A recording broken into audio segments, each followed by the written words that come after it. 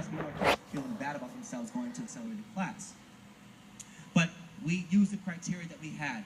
We looked at their averages, we looked at work ethic, the teacher's recommendation. Am I missing anything, Ms. Alvarez? Attendance was a huge part of that, which is the indicator of, because if you're constantly out, if you're absent, how can you get the content? How can you then perform well? How can you be a part of the conversations that lead to a student excelling? Those are the intangibles. So we went with what we had. The grammar is just mind-blowing how bad it is. I've been listening to this for 20 minutes. It's worse and worse. For the students Let's see what happens now. And in grade 6 relative to science and mathematics. You're welcome. So knowing this next year, we're actually going to start articulation very soon, working with our English, social studies, science, and math grade 6 teachers are going to be articulating very soon, within the next probably less than a month, with our 5th grade teachers, so that they know what the content looks like, what the acceleration looks like, so that they can change, they can adjust their instruction so that the students are equally as prepared entering the 6th grade as they are 6th going into 7th grade. Okay.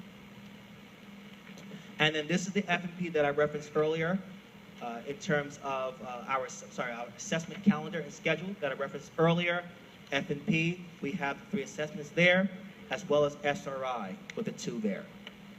And so this is the first time that we've done this. So we're really, really proud of the work that we've done.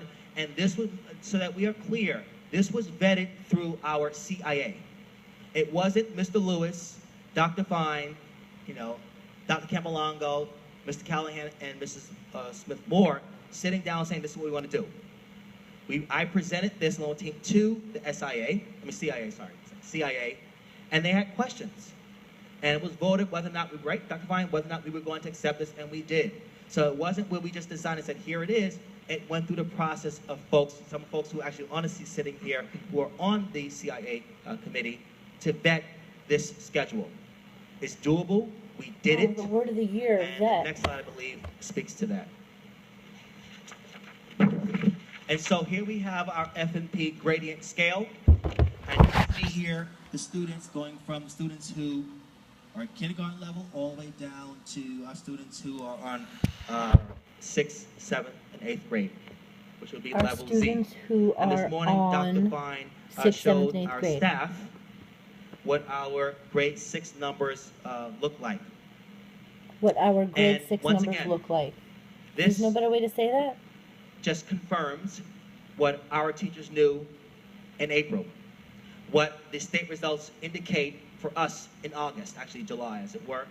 We knew these things, we know this. But what does this mean?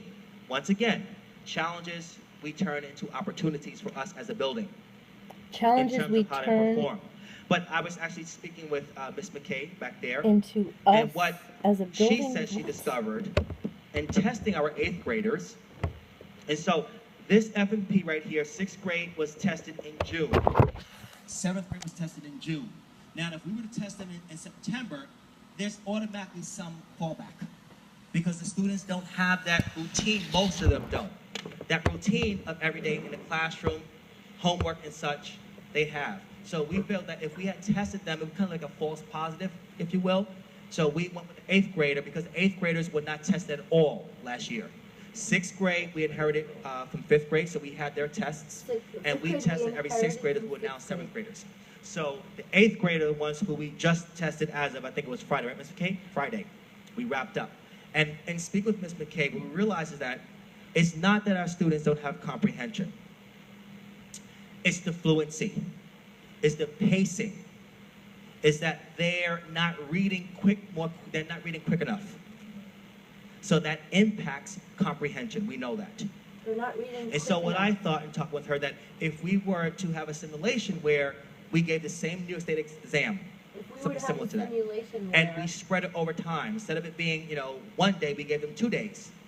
As an experiment, what would that do for our students? Would the results look the same? Would they be completely different? I feel they'd be different. Only because we know that with extra time, our students, and we have a reading teacher right back there who said it to me, maybe about a week ago, less than that, that this is what she's noticed after testing 254 eighth graders. That it's not that they don't have pronunciation. They certainly have word call. They have word recognition. We know that as part of what the reading is. The challenge is the fluency and probably connected to the stamina. And I think, as an experiment, I think that probably we would have good results, better results, if we allowed them the additional time. And so we're going to move into our LEAP program with Mrs. Smith-Morris. Thank you.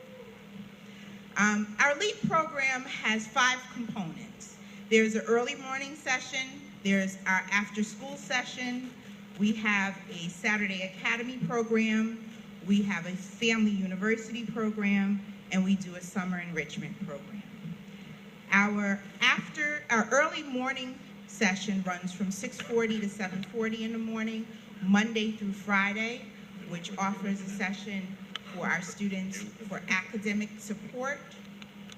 And it also gives an opportunity for parents that need to drop their students off early in the morning before school opens.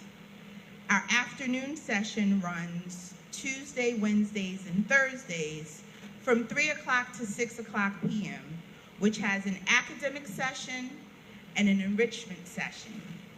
And this year we have new supports with our English language learners in our ESL program and our acceleration math and science program. And so I would like to personally thank Ms. Guzman, Ms. Woodruff, Ms. Garcia, Mr. Tien, Ms. Rizzuti, Mr. Tanzi, Ms. Esposito,